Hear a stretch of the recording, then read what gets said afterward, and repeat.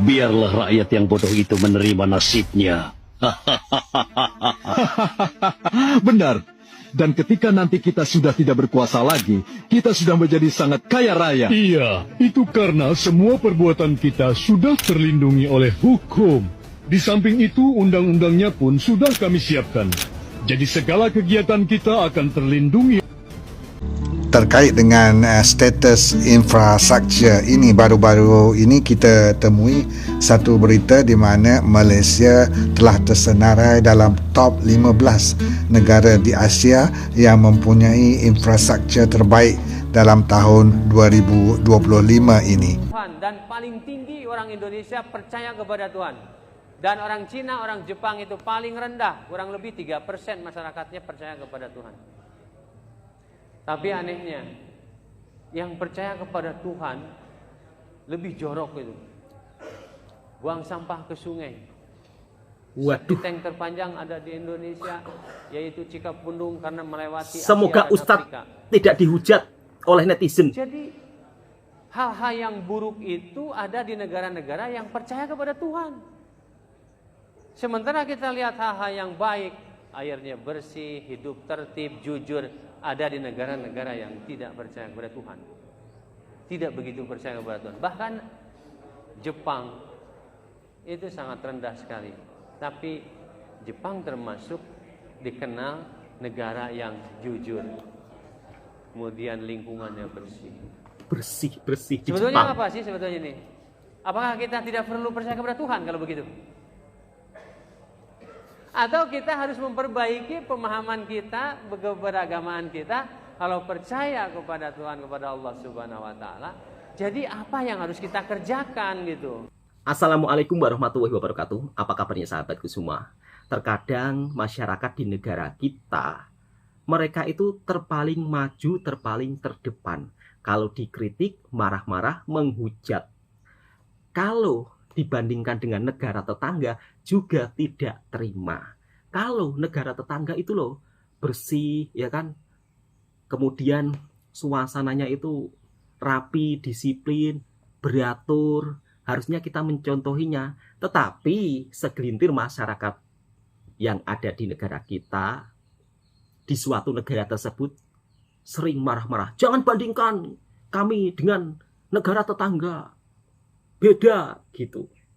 Padahal kalau kita mau berbicara fakta, negara tetangga kita seperti Malaysia, Singapura jauh lebih maju daripada suatu negara tersebut. Nanti kalau saya sebut marah nggak ya? Daripada Indonesia gitulah. Marah ya marah, silakan. Mau menghujat ya dipersilakan, memang kenyataannya seperti itu. Di negara tetangga, warganya itu sangat disiplin. Tapi di negara kita, bab soal sampah memang menjadi permasalahan. Di negara tetangga, sampah ini dikelola dengan sangat baik. Sebenarnya kalau kita menyalahkan 100% warganya juga tidak boleh. Menyalahkan 100% pemerintahnya juga tidak boleh. Kalau di Indonesia, persoalan tentang sampah ini memang harus kita selesaikan secara bersama-sama antara warga dan juga pemerintah. Pihak pemerintah harusnya memberikan fasilitas warganya tempat sampah dan juga truk-truk pengangkut sampah. Kemudian nanti tempat pembuangan sampah juga harus dibuat supaya warga yang hidup di kampung ataupun di kota-kota besar tidak kesulitan untuk membuang sampah. Lalu bagaimana kalau dalam suatu kota atau perkampungan tersebut tempat sampahnya kurang? Ya mungkin warga seenaknya saja buang sampah di mana-mana tempat. Kalau di negara tetangga, tempat sampah itu mana-mana semuanya ada, sehingga negaranya sangat bersih dan warganya begitu sangat disiplin. Dari kecil sudah dididik untuk tidak buang sampah sembarangan. Ini contoh hal yang kecil tapi berdampak sangat positif untuk suatu negara.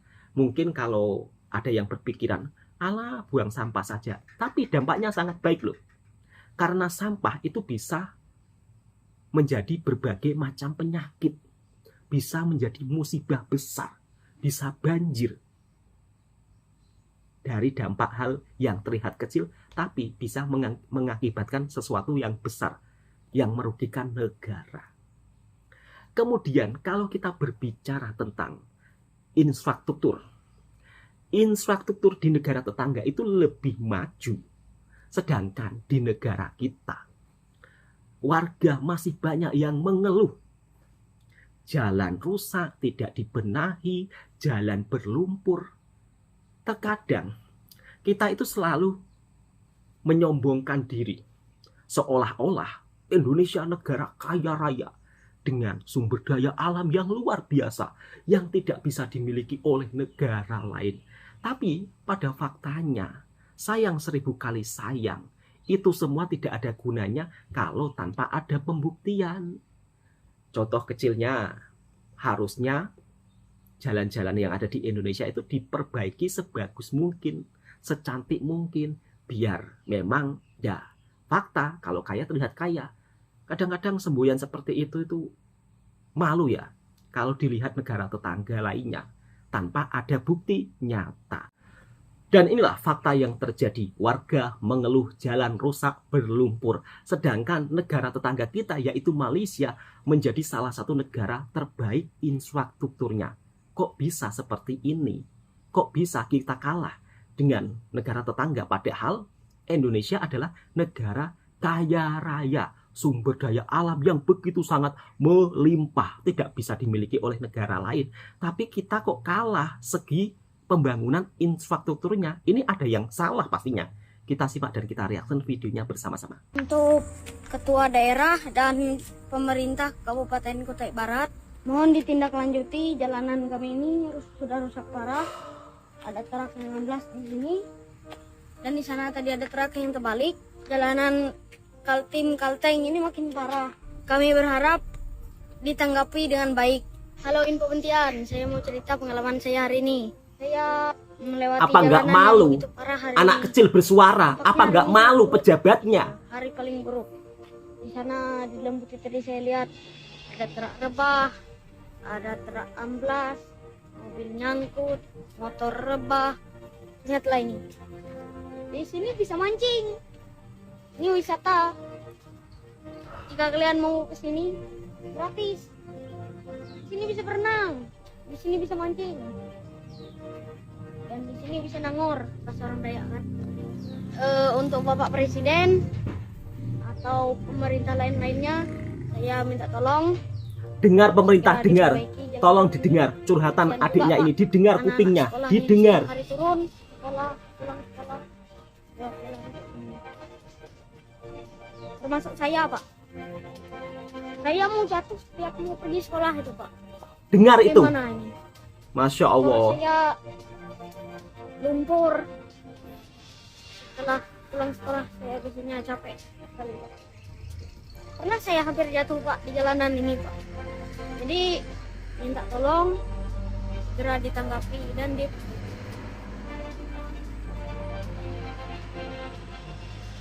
Ini kita nimbun jalan yang ada di Sungai Barat, Lampung Utara. Sebagai pemerintah Lampung Utara, kamu orang itu harus berpikir dan harus punya malu. Ya karena kenapa? Ini sum-suman kami orang sama emak-emak yang ada di Sungai Barat. Ya gila benar kamu orang ya. Kamu orang sibuk nyebarkan spanduk, tapi jalan kamu orang kayak waduk. Kamu orang sibuk benerin banner, tapi pas kepilih kamu orang gak ada yang bener. Heran saya, iya. Kamu orang kemana kan? Oi, dana-dana itu, ya anggaran-anggaran itu, iya. Apa kamu orang bangun rumah sama bangun dapur? Iya. Sampai jalan gak kamu orang bangun. Heran bener saya. Ay, terus bang, timbul lagi bang. Yuk, sip, mantap. Woi, iya, malu kalau saya, iya. Kayak gak punya muka lagi kamu orang, iya. Nanti kalau masyarakat ini pindah kabupaten pening pala kamu orang, hilang penduduk kamu orang, iya. Nanti sibuk kamu orang masuk ke sini kampanye. Iya, nebar-nebar gula sama minyak makan kamu orang, iya. Kapan kamu orang kepilih gak kamu orang perhatikan 15 tahun, gila benar 15 tahun. Ini kalau anak SD udah wisuda, woi. Iya. Gila. Gila, ini sungai semua. Dengan mengucap bismillah, ya kan, wisata saya di Sungai Barat, Lampung Utara, saya resmi dibuka. Bismillahirrahmanirrahim. Alhamdulillah. Berapa berenang di sini? Opening 5.000. 5.000. Tapi dia tekan-tekannya lagi jernih nih. Oh iya. berenang aja ya. Wis, sekarang di Sungai Barat ada wisata kolam renang. Bu. Bukan di situ, ini untuk anak-anak. Dewasa di sini. Tapi nggak seru kolam renangnya. Bosan bener berenang di Sungai Barat nih. Nggak seru. Bang, Kenapa sih? nggak seru kolam renang kamu ini. Nggak seru gimana? Nggak ada perosotannya. Wah, pemerintah aja belum perosotan sih. Ini kamu belum Ya, nggak perlu perosotan. bangun perosotan kayak bang, biar masyarakat lebih senang lagi. Heran saya lah, nggak jadi lah berenang sini. Kita cari kolam renang tempat lain aja. Yang ada Nggak gitu, perosotannya. Saya mau cari water boom lain. Buat pemerintah ya, tolong jalannya jangan dibenerin. Takut kalau dibenerin nanti, weh, nggak ada mata pencarian saya. Bener aja, nggak ada kolam lagi saya, ya. Buat masyarakat Sungai Barat, Lampung Utara, kamu orang kalau mau wisata datang ke tempat saya ini ya. Udah saya siapin buat kamu orang kolam renang, oke?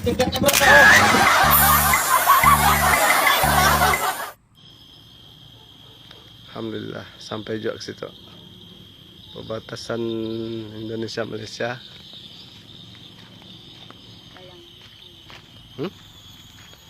Garuda.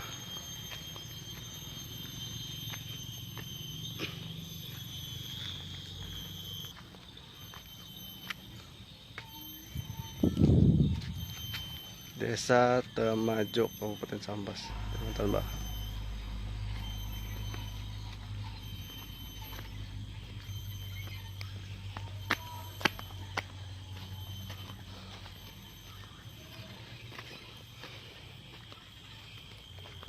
Ini dah perbatasan Malaysia. Tuh.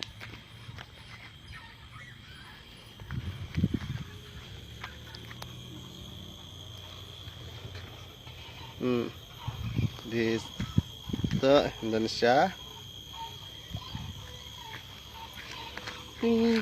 Malaysia.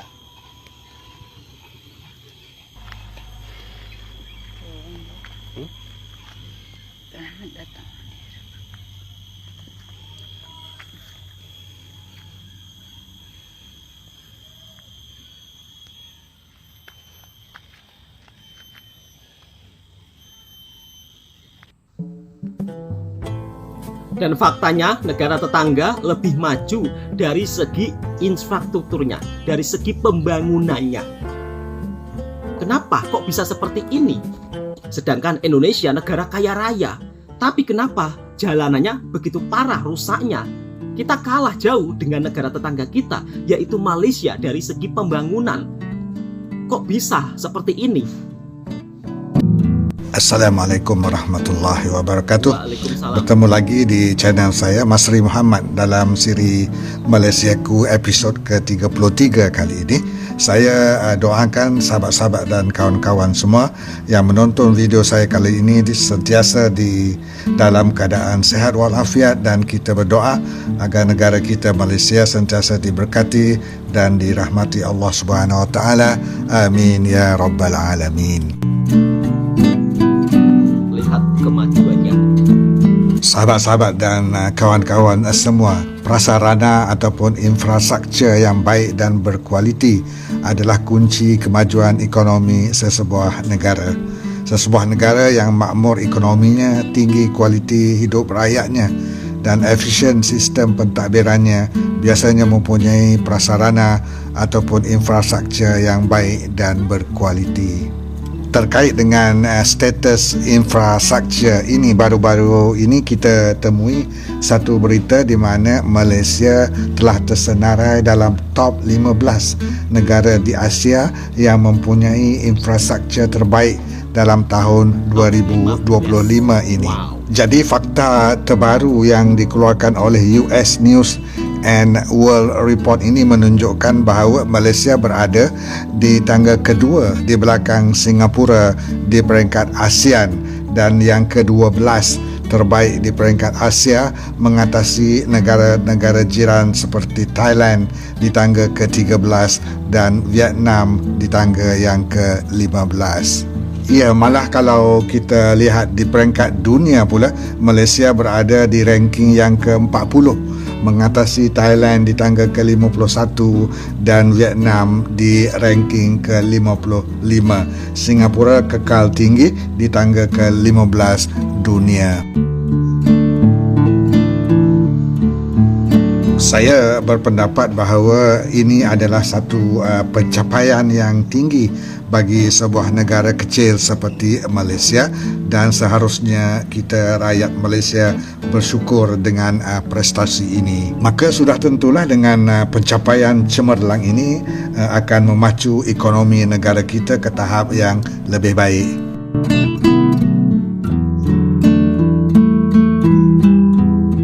Selanjutnya mari kita bahas dengan lebih mendalam tentang pencapaian ini.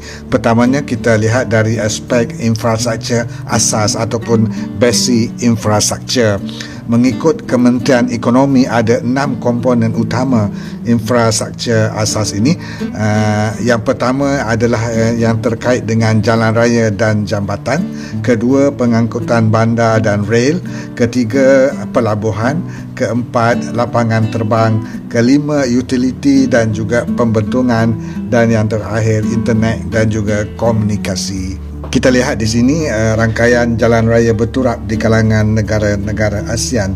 Kita lihat coverage jalan raya berturap di Malaysia adalah yang kedua paling tinggi di kalangan negara-negara ASEAN, iaitu 53.14 km untuk setiap 10,000 penduduk. Kedua di belakang Brunei Darussalam, jauh mengatasi Thailand, Vietnam, Laos maupun Indonesia. Kita lihat di sini dari segi kualiti jalan raya pula, pencapaian negara kita sangatlah baik, iaitu kedua terbaik di peringkat Asia Tenggara dan juga ke-21 terbaik di peringkat dunia.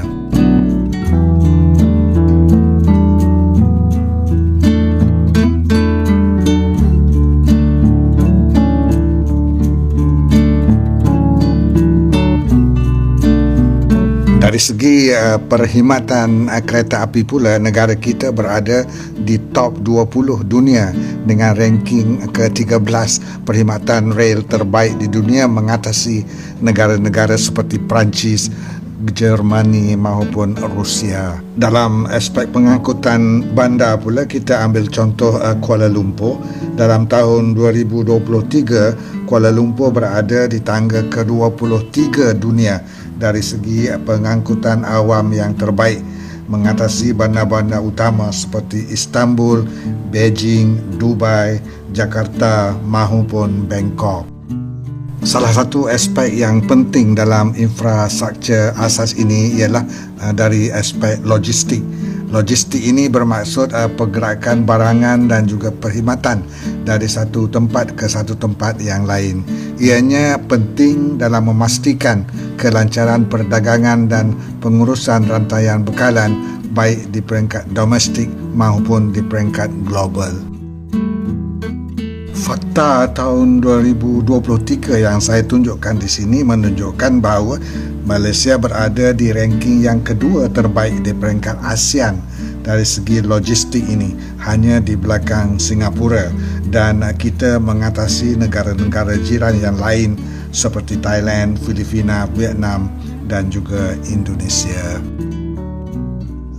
Sahabat-sahabat dan kawan-kawan semua, aspek terakhir yang ingin saya bincang di sini ialah yang berkait dengan keperluan internet, di mana internet sekarang ini sudah menjadi satu keperluan asas, seperti mana juga keperluan untuk elektrik dan juga air. Aspek pertama yang saya ingin tunjukkan di sini ialah jangkauan internet di Malaysia dengan kadar 97.4% jangkauan. Malaysia berada di ranking yang ke-9 dunia dari aspek internet penetration ini, malah ianya antara yang terbaik di kalangan negara-negara ASEAN. Kemudian itu kita cuba lihat di sini pula aspek kepantasan perkhidmatan internet ini yang juga adalah penting. Ada dua kategori di sini, iaitu yang fixed broadband ataupun jalur lebar tetap dan juga mobile internet mudah alih. Secara puratanya internet speed di Malaysia adalah tinggi. Bagi fixed broadband, speed kita sekitar 123 Mbps, yang ketiga terbaik di ASEAN. Sementara mobile internet kita pula sekitar 44 Mbps di tangga ke-6 di peringkat ASEAN. Sahabat-sahabat dan kawan-kawan semua, ramai mungkin di antara kita berpendapat bahawa infrastruktur yang baik dan berkualiti ini hanya dapat dirasakan di bandar-bandar sahaja dan tidak meluas ke desa-desa dan pedalaman. Saya paparkan di sini tentang usaha di pihak kerajaan kita dalam meningkatkan kualiti infrastruktur di luar bandar ini. Dan kalau kita lihat dalam bajet tahun 2025 ini, begitu besar peruntukan yang telah diperuntukkan untuk infrastruktur luar bandar dengan jumlahnya 2.9 bilion ringgit, merangkumi jalan luar bandar 1.8 bilion, bekalan air 322 juta, lampu jalan kampung 270 juta, bekalan elektrik luar bandar 280 juta, dan juga jambatan luar bandar 86 juta. Jadi kita percaya dengan peruntukan yang tinggi ini, coverage dan juga kualiti infrastruktur akan dapat ditingkatkan di pedalaman dan juga di luar bandar. Walaupun kita mencapai prestasi yang membanggakan, saya terjumpa satu survey yang dibuat oleh Ipsos tentang pandangan rakyat Malaysia terhadap pencapaian infrastruktur nasional ini. Agak memeranjatkan di sini ya, kita dapati sekitar hanya 50% rakyat Malaysia berpuas hati terhadap tahap infrastruktur yang ada di negara kita, lebih rendah berbanding rakyat-rakyat di Singapura, Thailand maupun Indonesia. Seterusnya, dalam survei yang sama, sekitar 58% daripada rakyat Malaysia berpendapat bahawa kita patut menggandakan lagi usaha dalam menambah baik tahap infra negara kita, dan sekitar 51% bersetuju untuk ditambahkan lagi peruntukan pembangunan bagi tujuan ini. Jadi apa pendapat sahabat-sahabat dan kawan-kawan semua tentang status infrastruktur di negara kita sekarang ini? Adakah anda semua berpuas hati? Silalah bagi komen dan juga apa yang patut kita buat di masa-masa yang akan datang.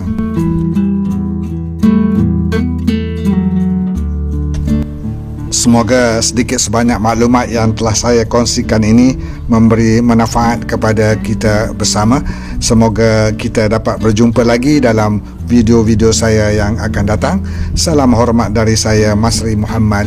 Assalamualaikum warahmatullahi wabarakatuh. Itulah kabar dari negara tetangga kita, Malaysia dan Singapura, yang dimana tidak pernah berkoar-koar, tidak pernah war-war, tidak pernah mengeklaim terpaling maju, tapi cukup dengan pembuktian luar biasa dari segi infrastruktur. Malaysia begitu sangat baik dan juga Singapura. Sedangkan Indonesia yang sering dikatakan ya kan negara kaya raya, terpaling maju, tapi pada faktanya, kenyataannya warganya masih banyak mengeluh. Jalan-jalan yang tidak dibangun, dan akhirnya sampai-sampai warga mengeluh. Kalau di Malaysia, di kampung-kampung itu jalanannya begitu sangat bagus. Bahkan sampai-sampai anak kecil pun memberikan tamparan yang pedas buat para pejabat yang ada di negara kita, yang dimana jalan rusak tapi dibiarkan begitu saja. Itu anak kecil yang bersuara loh, hingga warganya sampai mengeluh. Mau sampai kapan negara kita seperti itu, yang sering konon katanya diberitakan kaya raya. Pejabatnya kan selalu ngomong Indonesia itu negara kaya raya, sumber daya alamnya melimpah. Tapi faktanya kenapa nggak bisa membuktikan kata-kata seperti itu, sampai-sampai warga mengeluh. Ini sangat disayangkan ya. Kenapa kita selalu terpaling ngeklaim maju, tapi di sisi lain masih banyak warga yang begitu sangat mengeluh dengan jalan yang rusak sangat parah. Oke, cukup sekian. Mudah-mudahan video ini juga bisa memberikan informasi yang bermanfaat buat sahabatku semua.